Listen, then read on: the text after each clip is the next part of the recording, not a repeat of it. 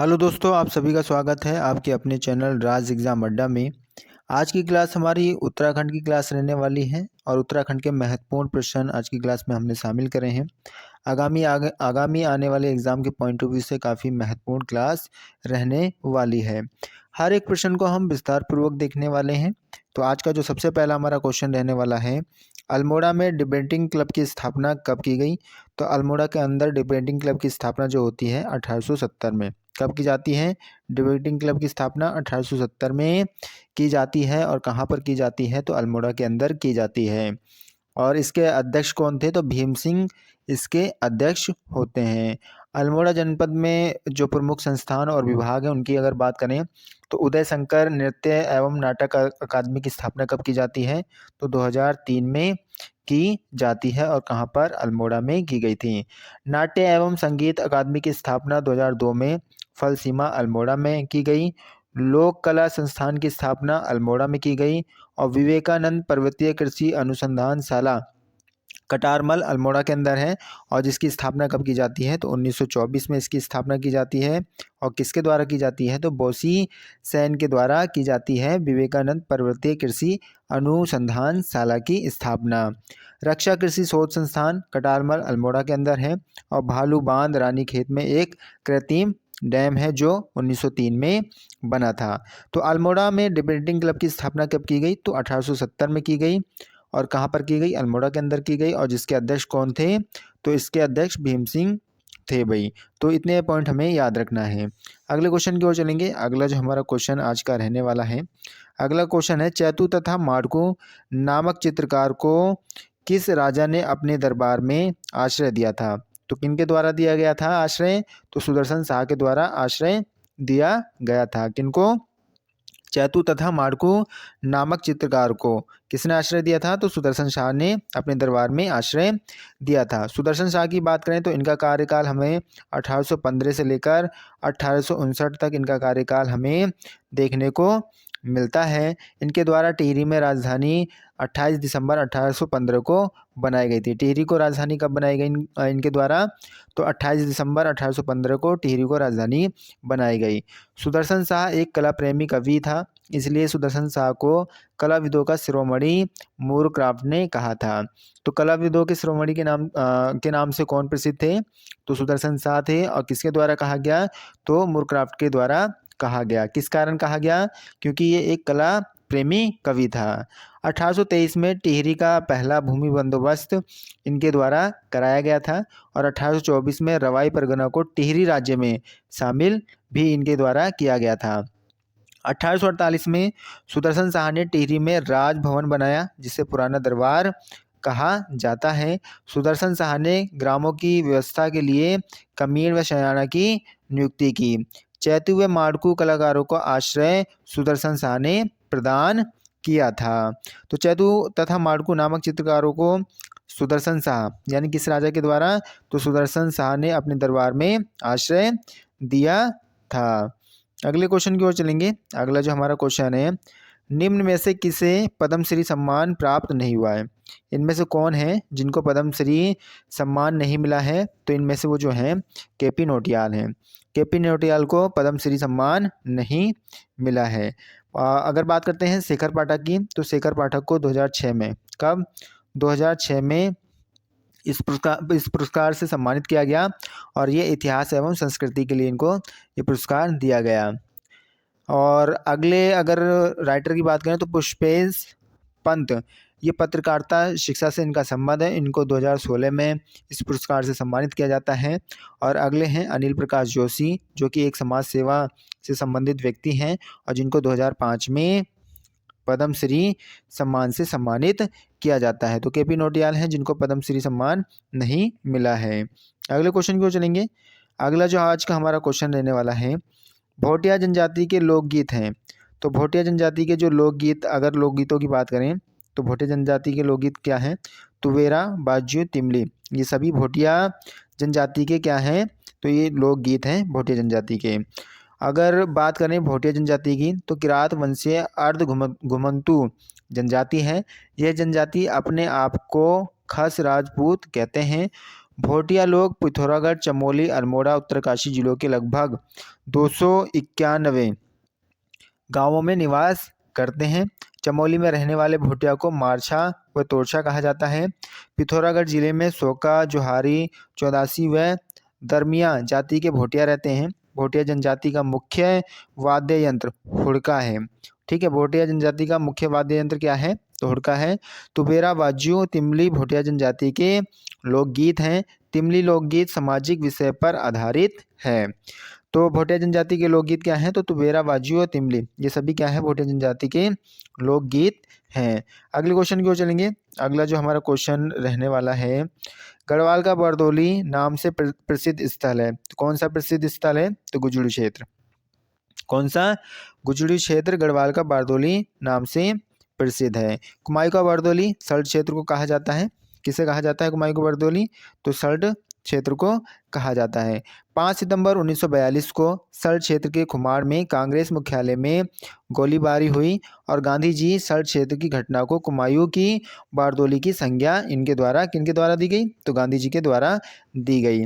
तो गढ़वाल का बारदोली क्या है? तो गुजुड़ी क्षेत्र गढ़वाल का बारदोली है। और कुमायूं का? तो सल्ट क्षेत्र कुमायूं का बारदोली है भाई। अगले क्वेश्चन को देखेंगे।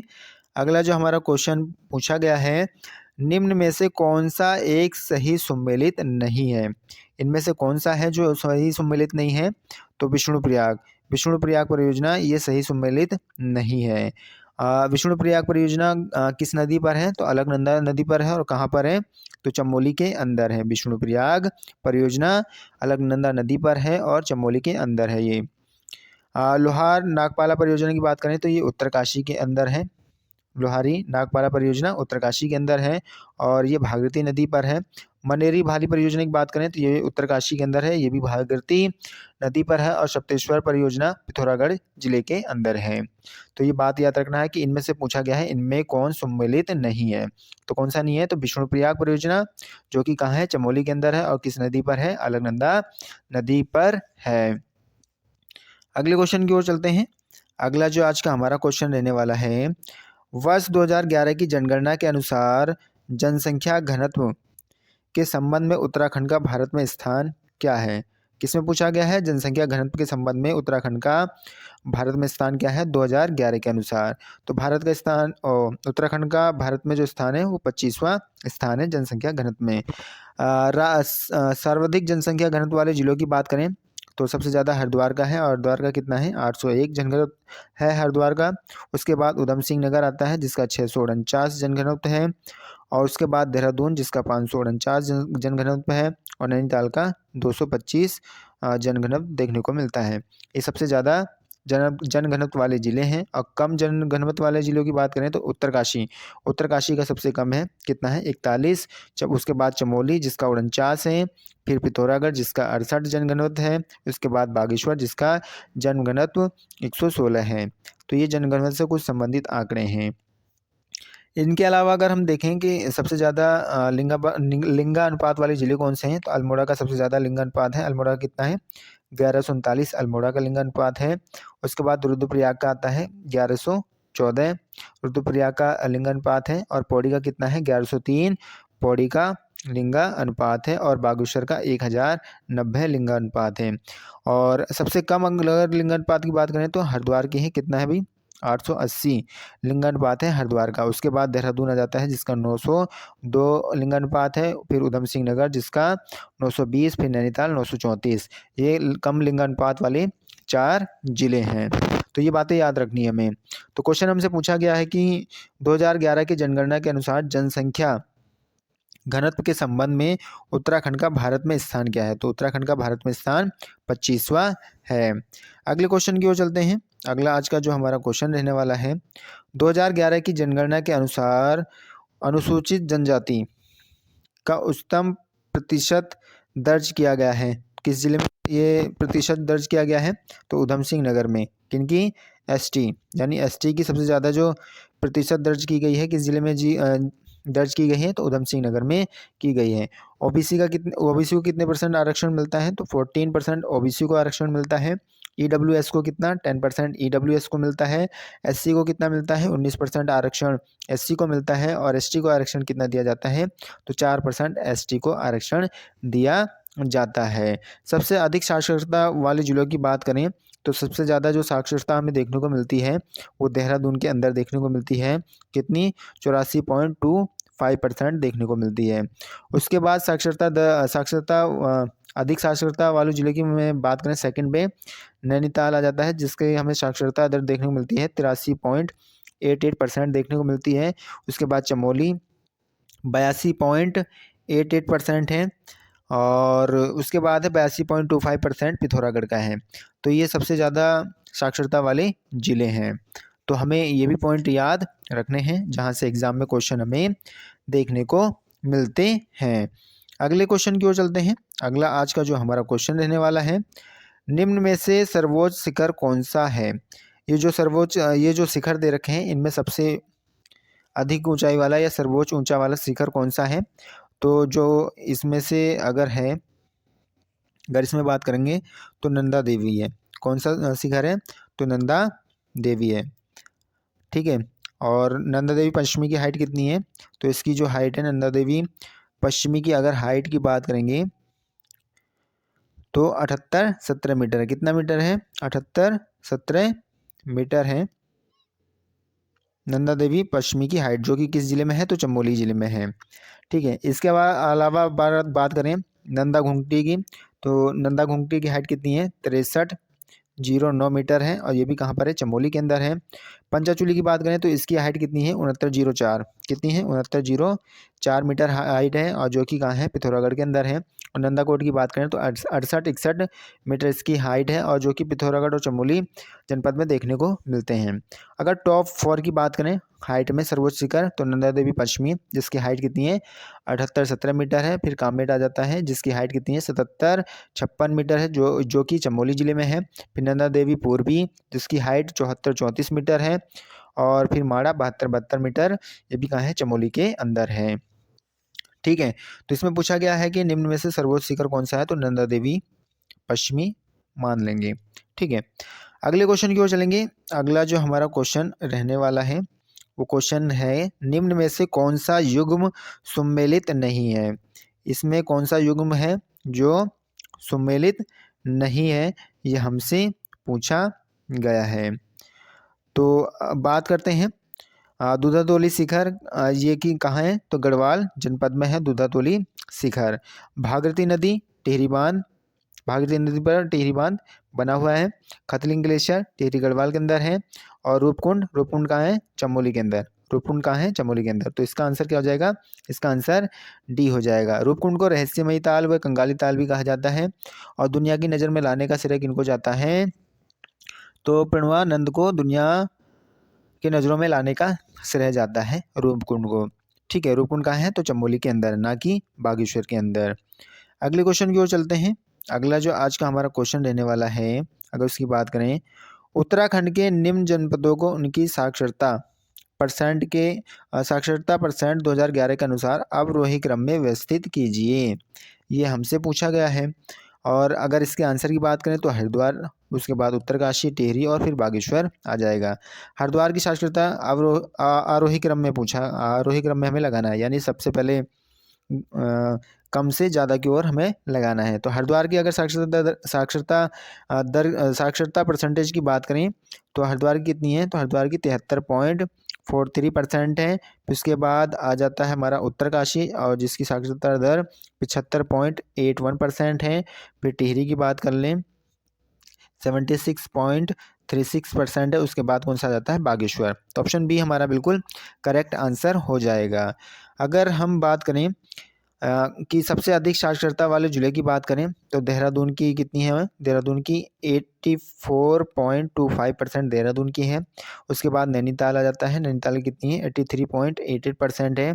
फिर चमोली की कितनी है साक्षरता दर तो 82.65% है, और पिथौरागढ़ की 82.25% है साक्षरता दर। ये टॉप 4 साक्षरता दर वाले क्या हैं ज़िले हैं। और टॉप 4 कम साक्षरता दर वाले ज़िलों की अगर बात करें तो उधम सिंह नगर सबसे कम में है, जिसकी साक्षरता दर कितनी है 73.10% है।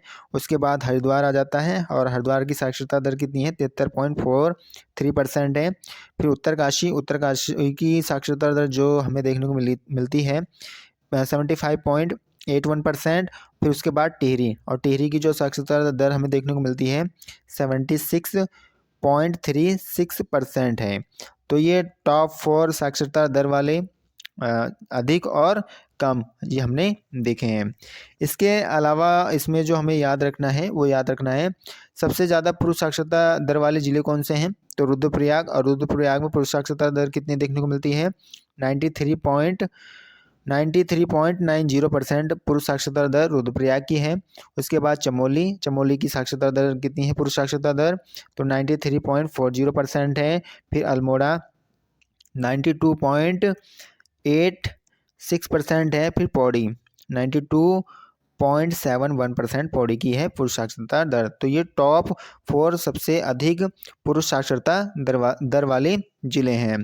और सबसे कम साक्षरता दर वाले पुरुष साक्षरता दर वाले जिलों की बात करें तो हरिद्वार की 81.04% है। फिर उसके बाद उधम सिंह नगर 81.09% है। फिर उत्तरकाशी की जो हमें देखने को मिलेगी साक्षरता दर 88.8% और देहरादून 89.4% साक्षरता दर है। तो साक्षरता दर में पुरुष साक्षरता दर में सबसे कम ये 4 जिले हो गए। 4 जिले कौन कौन से, हरिद्वार, उधम सिंह नगर, उत्तरकाशी और देहरादून है। और सबसे ज़्यादा महिला साक्षरता दर जो हमें देखने को मिलती है वो देहरादून के अंदर देखने को मिलती है 78.50%। देहरादून की महिला साक्षरता दर देखने को मिलती है। और सबसे कम महिला साक्षरता दर जो हमें देखने को मिलती है वो उत्तरकाशी के अंदर देखने को मिलती है 62.35% हमें महिला साक्षरता दर सबसे कम उत्तरकाशी के अंदर देखने को मिलती है। तो यहाँ से भी एग्ज़ाम में क्वेश्चन बनते हैं और एग्ज़ाम में यहाँ से भी क्वेश्चन पूछ लिए जाते हैं, तो हमें ये याद रखना है साक्षरता से। अगले क्वेश्चन की ओर चलते हैं। अगला हमारा जो क्वेश्चन रहने वाला है अगर उसकी हम बात करें तो वर्ष 1986 में वृक्ष मित्र पुरस्कार का सम्मान दिया गया। कब? 1986 में वृक्ष मित्र पुरस्कार का सम्मान किनको दिया गया, तो गौरा देवी को दिया जाता है। और गौरा देवी का संबंध कहाँ से है, तो लातागांव चमोली से इनका संबंध देखने को मिलता है। 1972 में यह महिला मंगल दल की अध्यक्ष बनी। गौरा देवी चमोली जिले के रेणी गांव में 1974 को हुए चिपको आंदोलन की सूत्रकर्ता थीं। गौरा देवी के साथ गांव की 21 महिलाओं ने, कितनी महिलाओं ने, 21 महिलाओं ने वृक्ष कटाव रोकने के लिए चिपको आंदोलन शुरू किया। वृक्ष कटाव रोकने के लिए गौरा देवी का नारा था मारो गोली और काट लो हमारा मायका। गौरा देवी को नवंबर 1986 में वृक्ष मित्र पुरस्कार मिला और गौरा देवी की मृत्यु 1991 में हो जाती है। तो क्वेश्चन था कि वर्ष 1986 में वृक्ष मित्र पुरस्कार सम्मान किनको दिया गया, तो गौरा देवी को दिया गया है। अगले क्वेश्चन की ओर चलेंगे। अगला जो हमारा क्वेश्चन है, राज्य निर्वाचन आयुक्त की नियुक्ति कौन करता है, तो राज्य निर्वाचन आयोग की नियुक्ति जो करते हैं वो राज्यपाल के द्वारा की जाती है। किनके द्वारा की जाती है, तो राज्यपाल के द्वारा की जाती है।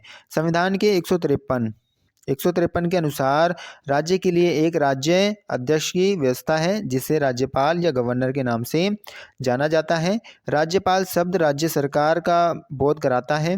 राज्य की कार्यपालिका शक्ति इसमें निहित होती है, लेकिन वह इसका प्रयोग अपनी अधीनस्थों के माध्यम से करता है। वह राज्य का संवैधानिक प्रमुख और विवेकाधीन शक्तियों का प्रयोग करते समय वास्तविक प्रमुख होता है। राज्य के विश्वविद्यालय का कुलाधिपति और राज्य का प्रथम नागरिक होता है।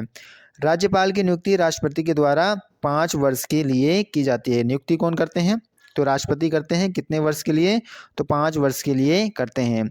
राष्ट्रपति जब चाहे राज्यपाल को हटा सकता है। अगले क्वेश्चन को देखेंगे। अगला जो हमारा क्वेश्चन रहने वाला है अगर उसकी हम बात करें, सन 1972 में योजना आयोग द्वारा मंजूरी दिए जाने के समय टिहरी बांध परियोजना की विद्युत उत्पादन क्षमता थी। तो विद्युत उत्पादन क्षमता कितनी थी, तो 600 मेगावाट थी। कितनी थी, 600 मेगावाट थी। टिहरी बांध परियोजना की बात करें तो टिहरी हाइड्रो डेवलपमेंट कॉरपोरेशन की स्थापना कब की गई? तो 12 जुलाई 1988 को की जाती है। कब की जाती है? 12 जुलाई 1988 को की जाती है। फरवरी 1989 से टीएचडीसी ने, किसने? टीएचडीसी ने टिहरी जल परियोजना का कार्यभार संभाला। THDC institute of hydro power engineering and technology Bhagirathipuram की स्थापना 2011 में की जाती है। टिहरी बांध बनाने की स्वीकृति योजना आयोग द्वारा 1972 में दी गई। कब दी जाती है योजना आयोग के द्वारा? तो 1972 में स्वीकृति दी गई। यह भागीरथी व भिलंगना के संगम पर बना है और जिसकी ऊंचाई कितनी है? 260.5 मीटर इसकी ऊंचाई है। टिहरी बांध का कार्य 1978 में उत्तर प्रदेश सिंचाई विभाग ने प्रारंभ किया था। टिहरी परियोजना को राष्ट्र के गांव की संज्ञा दी गई है। टिहरी बांध की 2400 मेगावाट विद्युत उत्पादन क्षमता है, जो प्रारंभ में 600 मेगावाट की परियोजना थी। तो टिहरी बांध से 400 मेगावाट का कोटेश्वर बांध बना है, जो भागीरथी नदी पर है। टिहरी बांध का प्रथम चरण 1000 मेगावाट का 30 जुलाई 2006 को शुरू हुआ था। तो टिहरी का प्रथम चरण कितने मेगावाट का शुरू हुआ? तो 1000 मेगावाट का शुरू हुआ। और कब शुरू हुआ? 30 जुलाई 2006 को शुरू हुआ था, जिसे राज्य को रॉयल्टी के तौर पर 12% बिजली मुफ्त मिलती है। राज्य को कितने परसेंट बिजली मुफ्त दी जाती है? तो 12% बिजली मुफ्त दी जाती है। डिजाइन टिहरी का किसने तैयार करा था? तो जेम्स ब्रुन के द्वारा डिजाइन बनाया गया और 1986 में रूस के साथ टिहरी बांध निर्माण में समझौता हुआ था। तो क्वेश्चन हमारा था कि सन 1972 में योजना आयोग द्वारा मंजूरी दिए जाने के समय टिहरी बांध परियोजना की विद्युत उत्पादन क्षमता कितनी थी? तो 600 मेगावाट थी। तो आशा करूंगा आप सभी को आज की क्लास अच्छी लगी होगी। अगर आपको क्लास अच्छी लगी है तो लाइक, शेयर एंड सब्सक्राइब करना ना भूलें। Thank you.